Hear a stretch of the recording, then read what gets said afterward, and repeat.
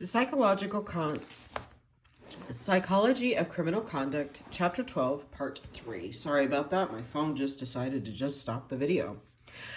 The analysis of the audio recording showed that the experimental group was more likely to engage in role clarification, show the effect use of reinforcement and disapproval, and make more frequent use of the cognitive model at 1 year. The clients of the trained officers also had a lower recidivism rate, 26%, than the clients of the control officers, 34%. The reduction in recidivism among the clients of the trained officers appeared to be concentrated among the moderate risk offenders, as there was little difference in the recidivism of the high-risk clients of the trained staff, 35%, and the control staff at 37%. In 2014, Lowenkemp, Halsinger, Robinson, and Alexander extended their follow-up of the STAR experiment to 24 months. The post-training experimental clients had a recidivism rate of 28%, and the control group rate was 41%. However, the authors noted that this difference did not reach statistical significance. As described in Chapter 2, null hypothesis testing has been roundly criticized. The important finding is that the 13 percentage point difference is similar to that reported in 2011, 14.4%, and 2021, 18.4% for sticks. Lowenkemp and his colleagues also found that for those officers trained in both STAR and motivational interviewing, recidivism was significantly lower for the high-risk clients. 2 more recent evaluations of STAR have been published in the first study. Hicks, Holcomb, Alexander, and Clodfelter, 2020, gathered federal supervision data over an 11-year period. Midway through the STAR training was introduced, they found that clients of STAR-trained probation officers in equals 541 compared to a match group of non-trained officers in equals 3,364 had fewer revocations for a new crime. However, no differences were found for revocations for drug use or other types of technical violations. The second study compared client outcomes for clients of STAR-trained staff and a match group of clients from non-trained officers. There were 722 clients in both groups. LeBrook and Villalone, 2021. At 1 year, the clients of trained staff were slightly less likely to have revocation, but there were no differences in rearrest rates. Additional analysis found that the clients of coaches, a more highly trained group, had a lower rearrest rate, but this was also statistically non-significant. STAR has been implemented across the U.S. Federal Probation Service, and approximately 5,000 staff have been trained. This includes frontline officers, coaches, and supervisors. At this point, an evaluation of this massive undertaking has not been conducted. 3. Effective Practices in Community Supervision, EPICS. EPICS was developed by researchers at the University of Cincinnati. The training curriculum is based on what is called Core Correctional Practice, CCP. Dowden and Andrews, 2004. In earlier editions of this book, the term CCP was used, but in this edition, it is replaced by the GPCSL-based staff practices in order to better reflect the theoretical basis of therapist skills. EPICS curriculum is similar to STICS and STAR. Example, same session structure, training on pro-social modeling and effective reinforcement coaching sessions, and it has been delivered to at least 143 state correctional agencies, including 1 agency in Singapore and another in Canada, University of Cincinnati, 2020. EPICS was first evaluated on a small sample of probation and parole officers, N equals 10, who supervised both adults and and youths. The trained officers demonstrated more of the skills taught in EPICS compared to the control group. This study did not use random assignment, and recidivism data for the client was not reported. A subsequent study with 44 probation and parole officers by Labrick, Schweitzer, and Smith confirmed that EPICS training can change officer behavior, but again, recidivism data was not presented. The one available study that examined recidivism outcomes was conducted by Letisa, Smith, Schweitzer, and Labrick. In the evaluation, 41 probation officers were randomly assigned to training or routine supervision. As expected, officer behavior changed with training and improved with coaching. Overall, the experimental probationers actually had higher arrest, incarceration, and technical violation rates than the control clients. However, when broken down by risk level, there was some evidence that the experimental high-risk offenders did better when they were supervised by high-fidelity officers, i.e. staff who actually used the skills taught. A closing comment on the EPICS research is warranted. GPCSL postulates that replacing pro-criminal attitudes with pro-social attitudes will result in decreased criminal conduct. Labrick and his colleagues, 2013, tested this assumption by administering paper and pencil measures of pro-criminal attitudes to 238 probationers. Those probationers who were supervised by EPICS trained officers had lower scores on most of the measures compared to clients of the untrained probation officers. However, the results were not statistically significant, and further research is needed to explore mediating effect of attitudes on behavior. In the summary, in general, the research is promising correctional systems can reduce recidivism through rehabilitation, and the R&R principles can guide those seeking to design, implement, and evaluate effective correctional interventions. However, there are considerable challenges in translating these principles into everyday practice, maintaining the integrity of such services, and ensuring adherence to the principles. There are now a sufficient number of R&R based training programs for probation and parole officers that 2 meta-analysis and systematic review have been published. An early meta-analysis of 10 studies found an effective size of R equals 0.11.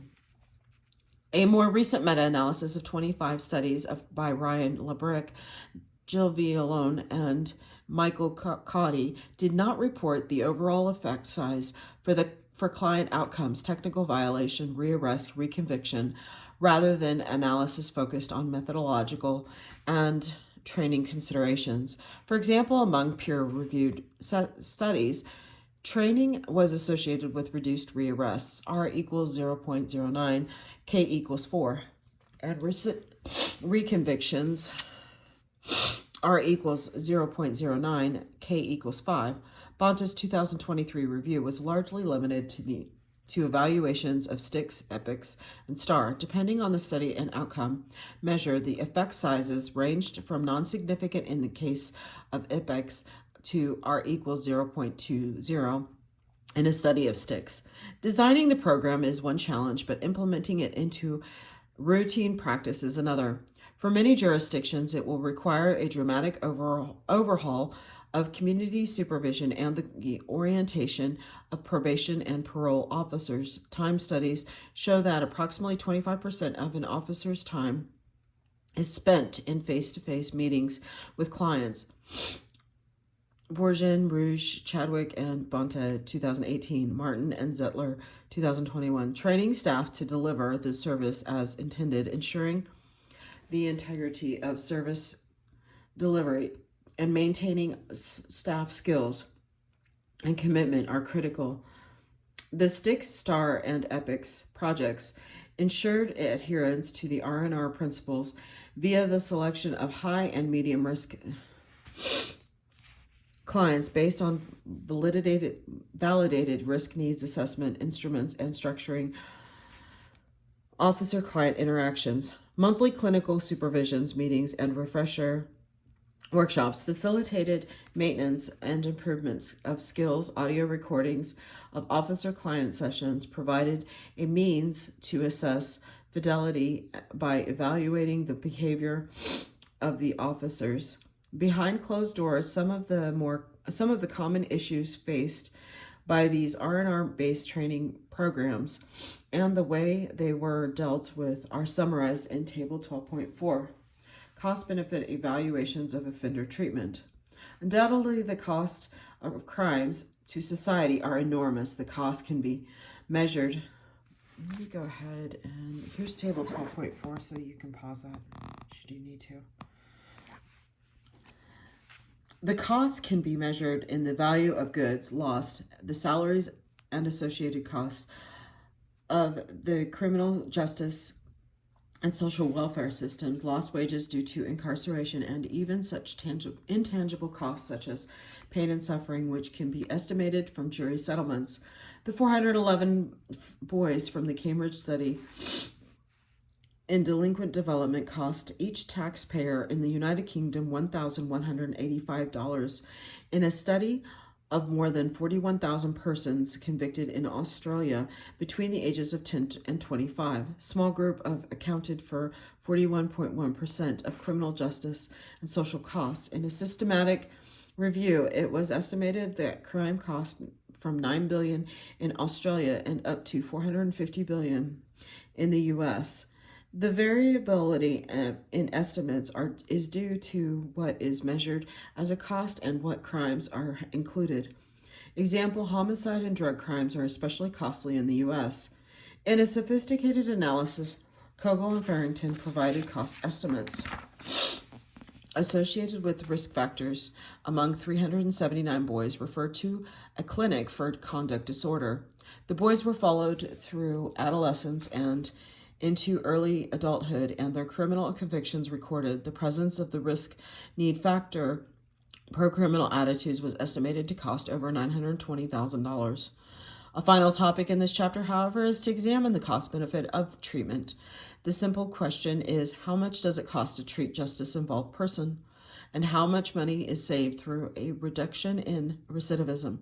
For example, by successful treating the person rather than incarcerating the person, we may avoid lost wages, welfare costs that may be needed to support the family of an incarcerated individual and the pain and suffering of potential victims. Studies that have directly applied cost-benefit analysis to control evaluations of treatment programs are few.